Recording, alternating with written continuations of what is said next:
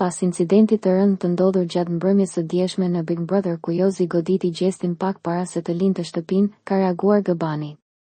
Nëpërmjet një videoje të postuar në rrjet ku shfaqet i prekur dhe i përlotur, këngëtari i del në mbrojtje Gjestit, ndërsa shpreh keqardhjen e tij për këtë situatë. Reagimin e tij, Gabani e nisi duke e cilësuar Gjestin si bish dhe të papar, duke lënë të në kuptuar se sipas tij artisti nga Kosova e meriton fitoren e këtij sezoni të BBV 4.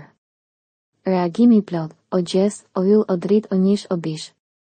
Sa do durosh më shumë? Je i papar. I fole mamit e babit direkt dhe u the jam mirë. Se di Gjes po e pe ndonjëherë këtë video, duhet të dish se jam me ty plako për këtë gjë.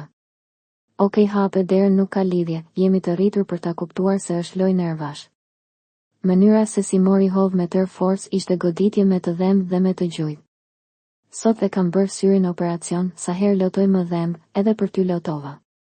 Të kam shumë gjanë dhe atë gjë nuk e meritoj Gjes, gabim kam bërë dhe unë që të kam shtyrë, por kjo që ndodhi sot, jo kur asnjëherë.